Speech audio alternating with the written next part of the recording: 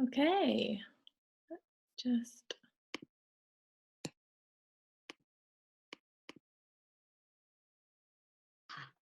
Hello. I couldn't Hi, unmute. Sam. How are you doing? Good, Good. good. Okay.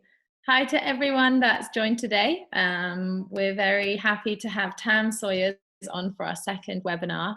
Tam is the project leader for the Maldivian Manta Ray Project in the Maldives, obviously, and she's got loads of experience working with Maldivian manta rays. So she's been working with the Manta Trust for about 5 or 6 years, and she's pretty much an expert in the Maldivian mantas. She can recognize a lot of them off by heart just by looking at their spot pattern. So I think she's the best person to tell us all a bit more about them. Before I pass you over to Tam, I'll just tell you a bit more about how the webinar will work for anybody who hasn't watched one before. Your audio and video is automatically muted, so you don't need to worry about making any noises or disturbing the talk. If you want to ask any questions, we'd love to hear from you. So just pop your questions into the Q&A chat box, which will either be at the bottom or the top of your screen. And we'll try and get through as many of those as we can at the end of the talk. So Tam's going to talk for around 20-25 minutes about mantas, and then we're going to have some questions. So all in all, it will last around 45 minutes. Yeah, now I'll pass you over to Tam. Cool. Hello everyone, I'm very happy to be here today and to share some information about our Maldivian Manta Ray Project with you all. Let me just share the screen, we can get started.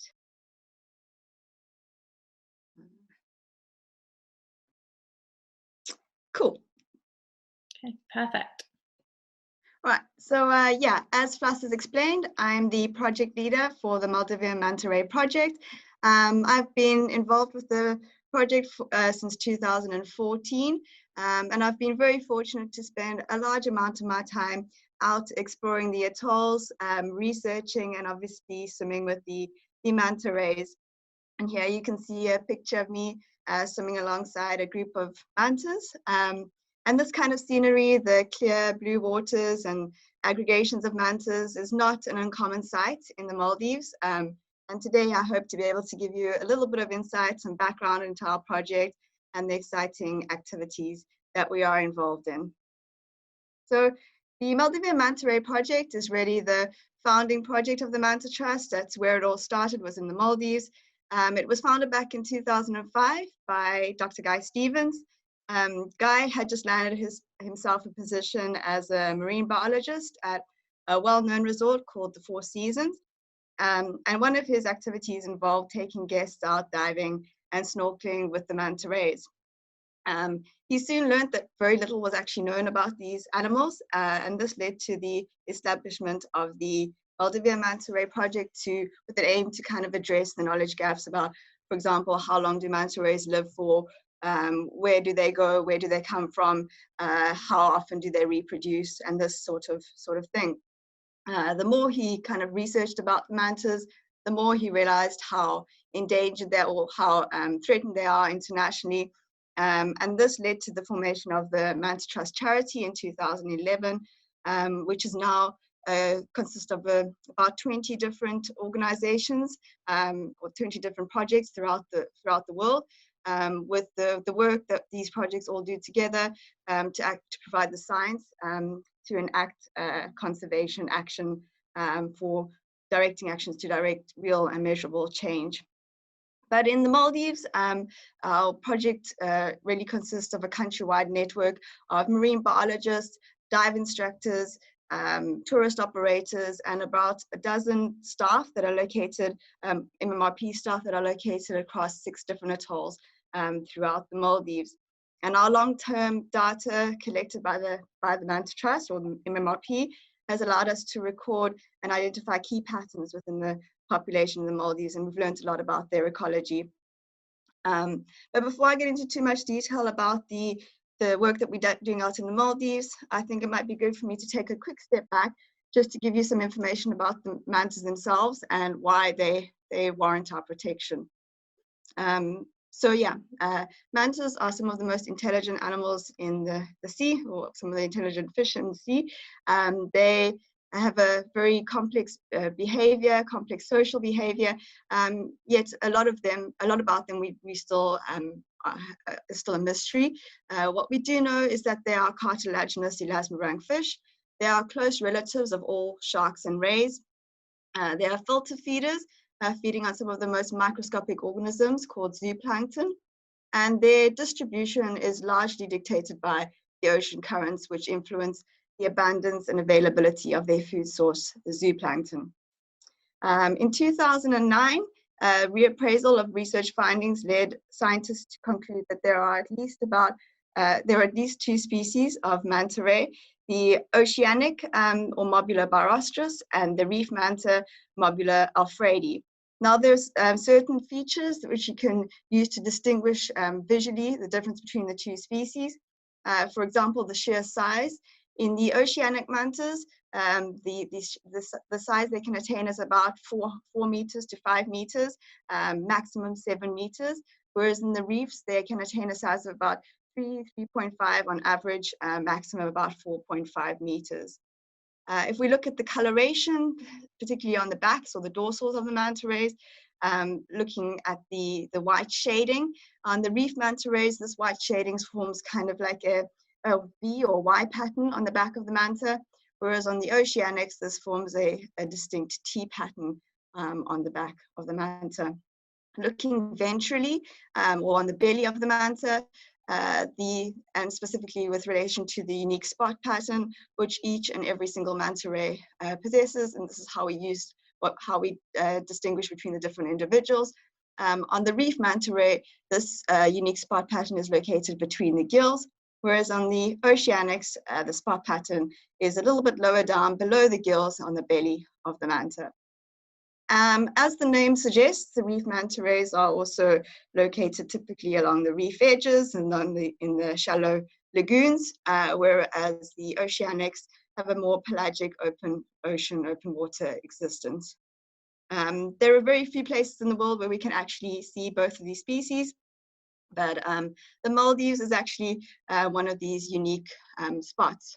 Not only does it host the world's largest population or largest recorded population of reef manta rays, but recently we've also noted that there's also a seasonal visitation by the larger relatives, the oceanic mantas, that visit the south of the Maldives. Today, my talk will focus specifically on the data we've collected on the reef manta rays. And I advise that you stay tuned for next week's talk, when my colleague Simon will give you some more information about the oceanic mantas and what we found out about them in the Maldives. So why do the mantas need our protection? What are their greatest threats? Well, the greatest threat to all mobulas really is excessive targeted and incidental catch, which is largely driven by the international trade of their gill plates. All mobulas possess these gill plates, which are used in an Asian health tonic. Now, there is no scientific proof to really back that this tonic has any health benefits, yeah, so it's more like contrary to that belief. Also, what I should point out at this point is that mantas are case-selective species. That means that they take a long time to reach maturity. They invest a lot of energy in reproduction, and they only give birth to a few offspring during the course of their lifetime. This means that fisheries targeting mantas for their highly prized gill plates will have extensive implications on the population, which will not be able to recover from these targeted fisheries. The fisheries will cause massive population decline. Mantas are actually listed as vulnerable as a result on the IUCN's Red List of Threatened Species. And also following some extreme pressures and work conducted by the Manta Trust as well as other NGOs, mantas were actually listed on Appendix 2 of the Convention of International Trade of Endangered Species in 2013. And following similar success in 2016, all devil rays were actually added to this list. But despite these policy victories, unfortunately, mantas and mobulas are still, or devil rays are still killed in their hundreds, if not thousands, in the high seas, as they are caught in bycatch. If we turn our attention back to the situation in the Maldives, though, sorry about that. In the Maldives, mantas were listed, or mobulids, were listed as on the protected species list in 2014. And while mantas have never really been exploited by any intense fisheries in the Maldives, there are other threats that we need to consider, such as pollution and tourism. The ever-increasing tourism market in the Maldives means that a lot of our work in the Maldives has gone towards providing the guidance or the recommendations to government for ensuring that sustainable conservation management plans are in place and to ensure that sustainable tourism is practiced throughout the Maldives. For example, in 2014, we released the Manta Trust Best Practice Code of Conduct, which is a set of guidelines indicating how best to interact with mantas so as to have as little disturbance to their natural behavior. And in 2017, this was expanded upon to produce the 10-step guide on how to swim with manta rays. This is available in several different languages, and it's also accompanied by a short educational film, which is all freely available to all tourism operators internationally, and for them to use when they go out to swim or snorkel or dive with manta rays. So why is the Maldives an important place for us to do our research? Well, like I mentioned, the Maldives hosts the largest recorded population of reef manta rays. And this population is actually an unfished population of reef manta rays, which means that we are able to study a population as close to its natural state as possible, allowing us to provide recommendations which will help to infer policy change in areas potentially where they are more threatened by fisheries. We've also been studying the population for a long time, for 15 years. So we have developed some keen insight into their population dynamics and ecology. Obviously, as the climate continues to break down with human pressures, continuing human pressures, having this insight will allow us to measure the impacts of things such as ocean warming, acidification, and pollution. Now, why is the Maldives a hotspot for mantas? Why do we have so many mantas in the Maldives? Well, you might remember I highlighted that ocean currents dictate or influence the seasonal and daily movements of mantas. And essentially, the ocean currents are also influenced by the winds. And the Maldives actually experiences two main monsoons each year.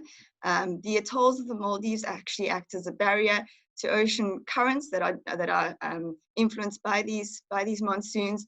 And when the atolls act as a barrier, they cause upwelling, which brings the nutrient-rich waters from the depths up to the surface. These nutrient-rich waters then mix in the photic zone as they pass through the atoll. By the time they reach the opposite side of the atoll, there are large productivity blooms which will attract the zooplankton and attract the mantas to this location. So generally speaking, during the northeast monsoon, when the winds are pushing from the northeasterly direction, the highest level of productivity can be possibly found on the southwest side of the atoll. And this is generally where we would hope to look for manta rays, as they would be attracted to these high productivity blooms. And also in the reverse, during the southwest monsoon, the highest level of productivity will be found on the northeast side of the atoll. In turn, the mantas should be found in this location too during the southwesterly monsoon. So I can possibly use HANIFARU Bay as an example to illustrate this point a little bit further. HANIFARU, as some of you may know, is a world famous destination for hosting some of the world's largest aggregations of feeding manta rays. And this area is located on the northeastern side of Pa Atoll. At a particular time of the year, when conditions are right, we might see 30, 40, or maybe even 100 individuals that come to this bay. And this time of the year is, as you might expect, during the southwest monsoon, when the winds are pushing from the southwest direction. The winds come in and the currents come into contact with the atoll. The upwelling is caused and brings the nutrient-rich waters to the surface. Nutrient-rich waters cross it across the atoll. By the time it reaches the other side of the atoll, massive phytoplankton blooms have resulted, causing zooplankton to be attracted to this area. And at some point, the lunar currents or the tides will override these monsoonal currents, bringing the nutrients back into the atoll through the channel, which runs alongside HANIFARU. The star in the photo on your left is actually HANIFARU Bay. That's depicting HANIFARU, and the nutrient-rich waters or the zooplankton-filled waters are brought back into the atoll, and there's a kind of back eddy that's formed, or reverse current, which then pushes the nutrients, the zooplankton-filled water, into HANIFARU itself, where the zooplankton becomes trapped and concentrates, and this is what really attracts mantas to this destination, to this location. I'll show you a very quick screening of some of the great action you might encounter in HANIFARU Bay. Oh, sorry about that. Let's try this again. So here we have a manta just feeding at the surface. The light coloration, the turquoise, is the outside of HANIFARU. In the inside, you might spot a whale shark. And at a particular time, when the zooplankton is rich in the bay, you might encounter mass feeding manta rays. Here is a group of them coming to feed, mouths wide open. If you're lucky, very lucky, you may encounter cyclone feeding. I was lucky enough to witness this a couple of years ago. You might see some little white specks in the water there, and that's actually zooplankton that mantas are coming to feed on. Those are little copepods. So we're very fortunate in that this area, this HANIFARU Bay, is a well-recognized marine protected area, which has some strict regulations which govern this destination and protect the site and the mantas that come to feed in this location. The Manta Trust has, MMRP, has been highly instrumental in driving the designation of this marine protected area, as well as driving the designation of Ba Atolls Biosphere Reserve, UNESCO Biosphere Reserve in 2011. A lot of our work has gone towards providing the guidance and recommendations for the management plan that's been set up for HANIFARU Bay. So these are some of the key achievements that we've achieved over the years. But what does our team do on a daily basis? Well, our team collects data on the country's manta population, the movements, and how environmental variables or how human pressures affect them, how it affects their behavior, really. To date, we've identified over 4,900 different individuals, and this comes from 70,000 sightings from across the Maldives. We're really, really lucky to have a lot of submissions that come through from the members of the general public, divers that come out to dive, local dive guides, and we're very grateful to them for supporting us in this way. Today, we have learned quite a bit, and I'll just share some interesting facts with you, simple facts. We've collected data on mantas that have been recorded from 21 different atolls across the Maldives. Much of the movement within the Maldives occurs within a single atoll, so there's a lot of re-sightings of the same individual in the same atoll. But there are a few that do make some migrations. About 29% of the population has actually been seen in more than one atoll. There are some mantas that are actually a little bit more exploratory, such as this manta here, Pawpaw. Pawpaw has been seen in 5 different atolls, and she is only one of 7 different individuals that have been done this extensive traveling. The longest migration ever recorded in the Maldives was conducted by a manta known as Ewok. Ewok we used to see on a regular basis in HANIFARU Bay every season. During the southwest monsoon, she would return to the bay. And one year the team didn't see her in the bay. We wondered where she had gone. Several years later, still no sightings of Ewok. The team were quite concerned about her fate. But then in 2015, we received sightings, some submissions from a diver who had been diving down in Adu Atoll. And lo and behold, one of those photos that he submitted was actually of Ewok. She was pregnant, and she had been obviously cruising around in Adu, and we hadn't had any sightings of her in Bar as a result. We've seen numerous re-sightings of Ewok down in Adu, but she's never actually made a return that we know of to HANIFARU. The population, what we've learned about the populations as such is that it's also relatively equally divided between male and female, 50% female, 50% male, largely adult dominated by 62% of the population being adult and 38% being juvenile. Our largest, oldest recorded manta on file is Husky. Husky, when first identified, was noted to be a male, was noted to be an adult male, and we subsequent re-sightings of him have led us to believe that he must be about 33 or 34 years old. He was last seen last year in December in Ari Atoll. So, sorry, that was a photo of Husky. So what are the exciting research projects that our team are conducting at the moment? I'll just touch on this one briefly, as I think my colleague Neve will probably explain this a bit later in another one of the webinars that we have going.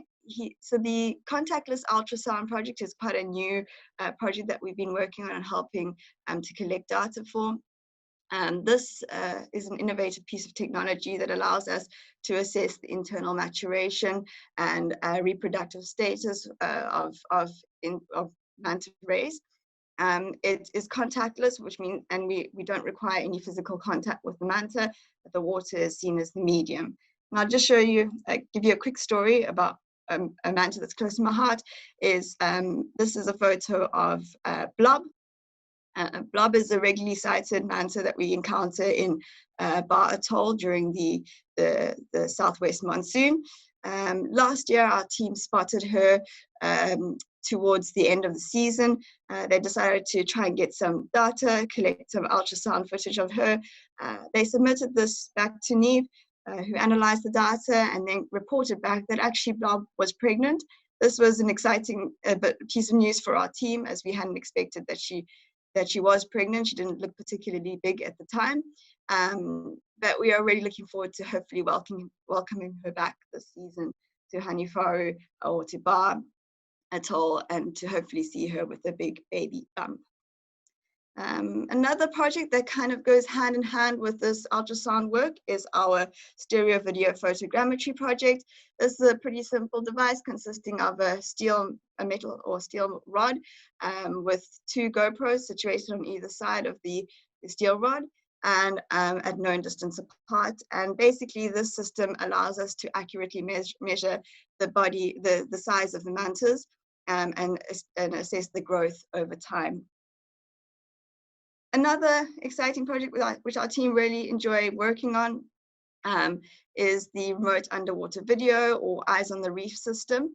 It's a pretty simple device consisting of a GoPro, as you can see on the left-hand side, which is weighted down by 2 dive weights.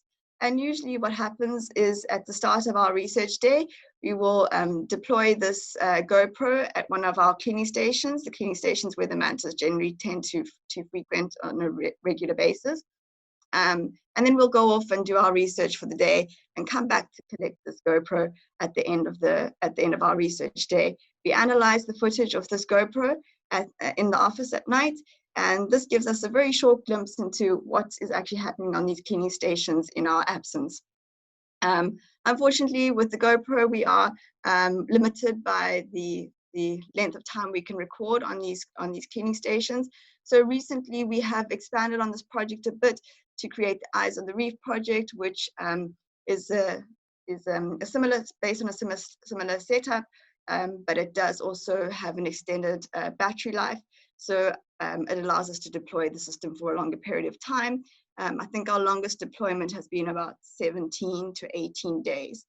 And with this data that we collect, we can analyze it against the data we collect from the environmental variables, tourism variables, and assess what may influence the mantas coming to these reef systems, or what may influence their behavior. Is it environmental factors? Is there any effects of human pressure and the likes? Here are just a few photos that have been collected over time. You can see in the left there's a stingray cruising by. In the middle is a turtle giving the camera a bit of a check out. And then we have 2 mantas cruising by. The team have also been exceptionally lucky. During the season, we have the opportunity to actually get out and go and search around the atolls to explore areas that we normally wouldn't have the opportunity to do during the high manta season. And this gives us an opportunity to identify potential new sites for manta ray research, and also to possibly protect in the near future.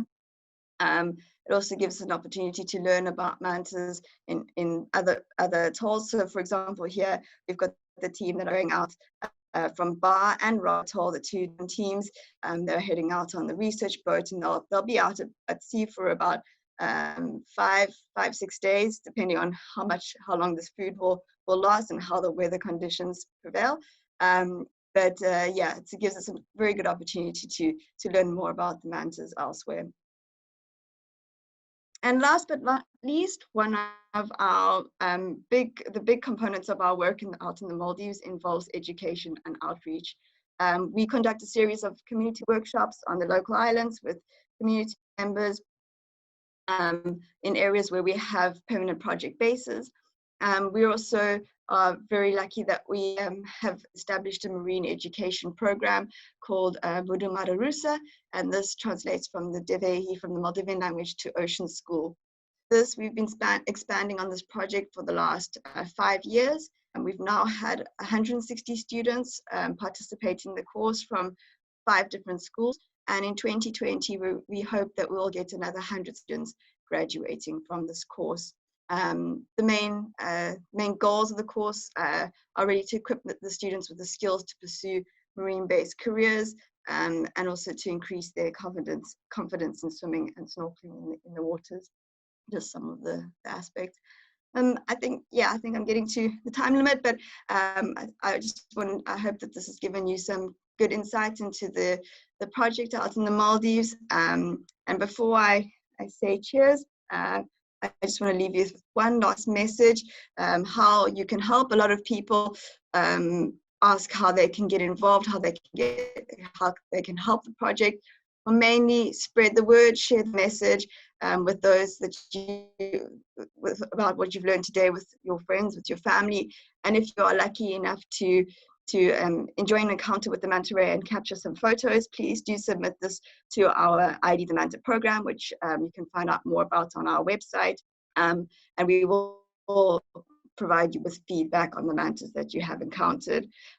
If you can, please also try to reduce your carbon footprint and practice sustainable eating. And from me, that's all. Any questions? Okay, thank you, Tam. That was super interesting. And we've had loads of great questions coming through and comments as well. Someone from Azores Dive Centre has said amazing work, so they're very interested in the presentation. And we have a couple of questions asking about what your most memorable encounter with a manta has been. There's been many special memories. Every time I get in the water with them, it's a different experience. I always come out asking more questions. The one memory that really sticks in my mind, and is one that is quite a new story, is regarding Baba Ganoush. Baba Ganoush, you might have seen in some of our news reports, is that in social media, a couple of years ago, he was badly affected, badly damaged by a boat propeller. He had a gaping wound, his organs were exposed, and we noticed this towards the end of our manta season. We were all absolutely devastated, and we were concerned about how he would survive, not knowing where he would go to at the end of the season. After we tried to record his progress over the remaining period we had in the water with him. And over a period of 2 weeks, we noticed how incredibly quickly he was healing from this wound. And towards the last time that we saw him before the end of the season, it looked like he was actually in a position where he would be able to make it through. And we were looking forward to seeing in the new season, hoping that he would be happy and healthy. And actually last year he returned, one of the first mantas to return to the bay, and he was pretty much all healed. And that was, I never actually saw that first encounter, but knowing that he was healthy and had made a full recovery was pretty heartwarming. But yeah, lots of different encounters, lots of interesting characters, and they're pretty special. Yeah, Baba Ganoush is especially special, isn't he? All right, we've got loads of questions coming through. Okay, Lillian would like to know if there's any reason why you think Ewok has not returned to HANIFARU Bay. No, I have no idea what the reason may be. She might have come back and we just didn't record her, but it's pretty unlikely since we have quite a lot of coverage during the season in HANIFARU. When we noticed that she was, when we did record her down in Adu Atoll, she was pregnant. So I don't know if there's a possibility that there was more likelihood she would stay down there as a result of that. But no, it's unknown why she didn't return. The mystery of Ewok continues. Okay, and Miriam would like to know, she says, thanks for the great talk. And she was wondering how you analyze the 17 days of footage from the Eyes on the Reef setup. So yeah, that's something we're kind of working out at the moment. We still, it's still a relatively new project. Every day when we get the data, we kind of record how long that it's been out for. We have a temperature logger on it. We go through all the photos, go through all the videos that it's recorded, and we're still actually analyzing a lot of the content. So we've asked for the help of some volunteers to go through all this content.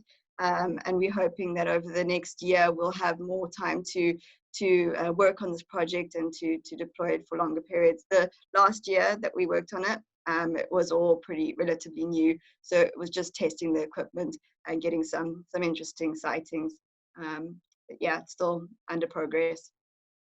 Yeah, loads of data to work through, isn't it? We have quite an interesting question here. You might need a minute to think about it.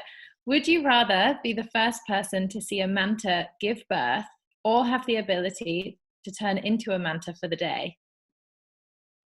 To turn into a manta for the day. I think to turn into a manta for the day, definitely. Yeah, me too. Okay, Mark would like to know what the best months to see manta rays are inside Bar Atoll. So yeah, our season in Bar is influenced by the southwesterly monsoons. So the best months are generally between June and November. And obviously, and it also is influenced by the moon cycle, by the tidal cycle. So around spring tide is also a good time to try and get those mass feeding aggregations in HANIFARU. But in general, June to November is typically our manta season in Bar Atoll. Okay, thanks. And there's a slightly related one. Nick wants to know if you know where the best place to see mantas is between October and May, so in the opposite season. There's several different locations. Possibly Ra would be a good spot to go to, close to Bar Atoll, the next atoll up. Also North Male, Ari Atoll. They're all possibilities to see mantas. It just depends on what you're looking for, and also whether you want a quieter environment, less tourism, and that sort of thing. But yeah, there are some really unique hotspots on the opposite side of the season. Okay, awesome. We've had a few similar questions to Holly's question here. So she wants to know if we take on master's students for research projects. Yeah, we definitely do. We have a couple of students that are working with us now. At the moment, they're all having to do desk-based projects just because our research out in the Maldives has come to a bit of a pause because of the current situation. But yeah, we do take on research students. During our main manta season, during the southwest monsoon, from May or June to November, we have research students that may participate in our program doing practical work out in the field with our research team as well.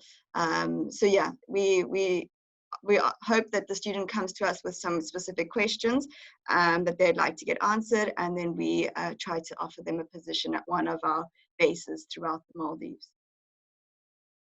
Okay, cool. I'm sure that'll be very helpful for all the people asking.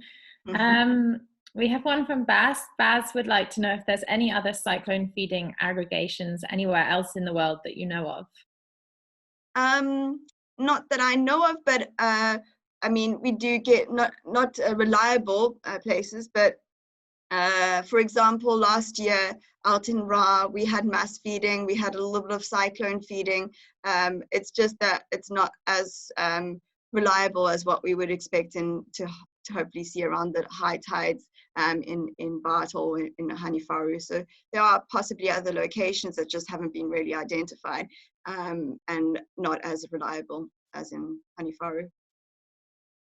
Okay, cool. One from Harrison. Harrison's one of our top supporters. Hi, Harrison. He would like to know if there's any way that he can join the education program in the Maldives from home, I guess.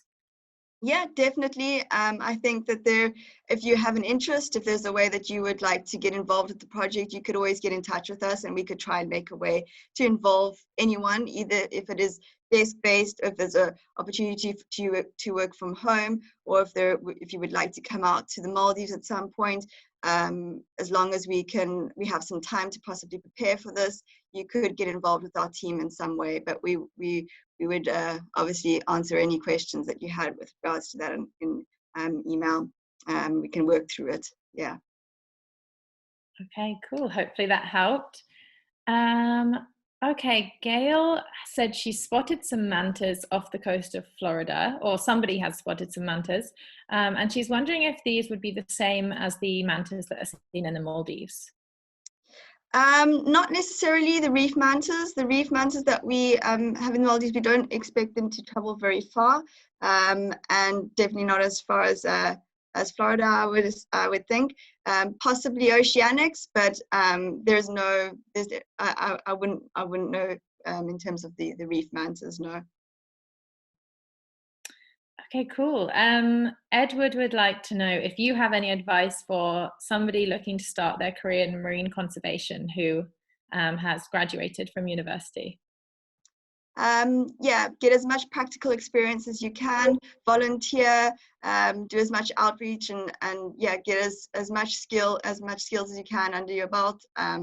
Persevere, don't give up, and yeah, that's the main thing, is lots of practical experience and hone your skills. Make sure that you know exactly what you want to do and what you like doing and what you don't like doing, and that all helps to kind of channel you towards the direction you want to go in marine biology. Yeah, agreed. Good advice. Okay, Miriam has a really cool one. She wants to know if you could choose one research project and you had no restrictions on funding or permits or anything else, what would you like to research? That's a difficult one. I would like to, I think I need some time to think about that one. Yeah, there's lots of things, lots of questions.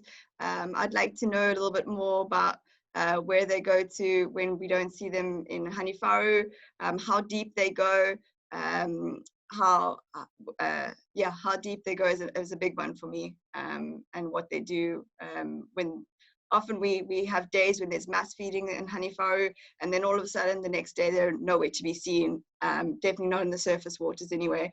And I wonder the next day they come back and they're massive amounts of them, and there's no, I don't understand where they've gone during that time. So yeah.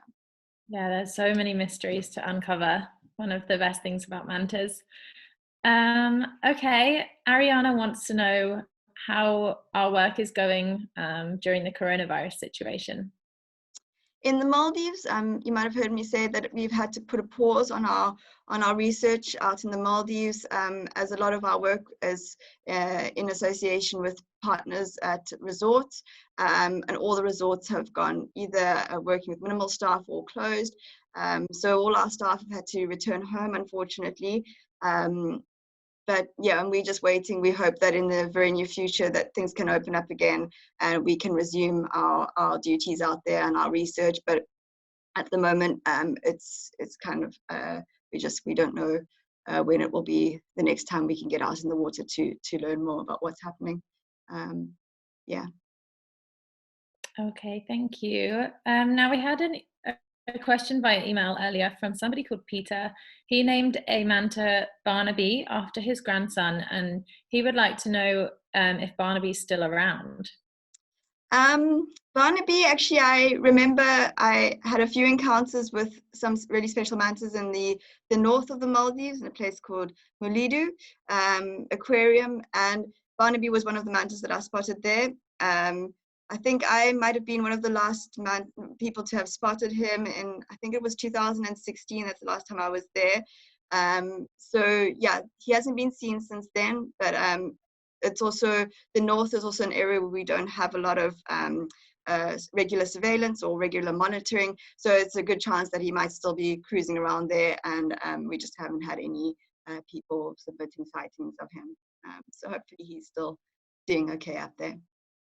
Let's hope so. We have one a bit related to that. Marcella would like to know how she can find out the whereabouts of her manta if she wants to know one that she's named. Sure, you can always just send an email through to our info email. That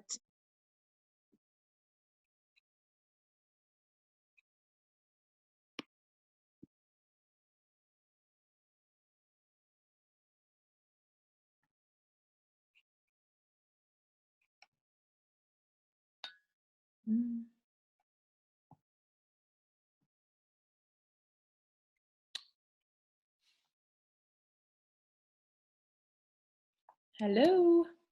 I think we might have lost Tam for a minute.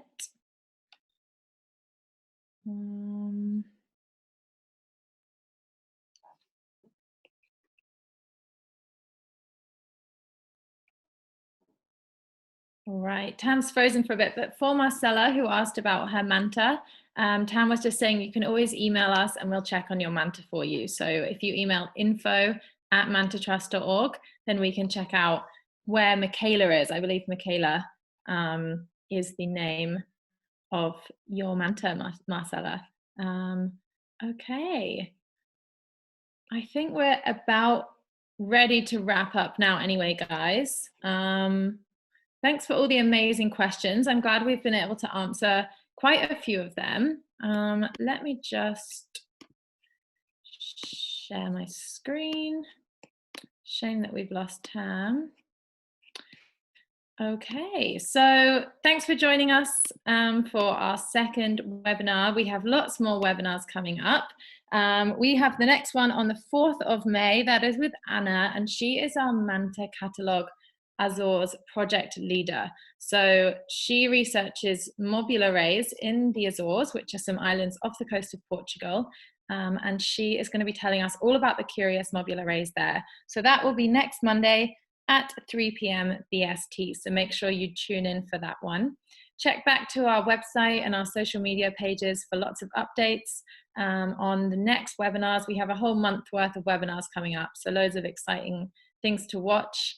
And yep, you can support us and support Manta research through our website as well. One of the ways you can do this is to join the Cyclone. This is a members only hub where we share our latest research and expeditions, and you can join and get our latest updates. Any funds that we raise will go towards Manta research and conservation. Okay guys, thank you very much for joining us, and we'll see you next time. Have a great weekend.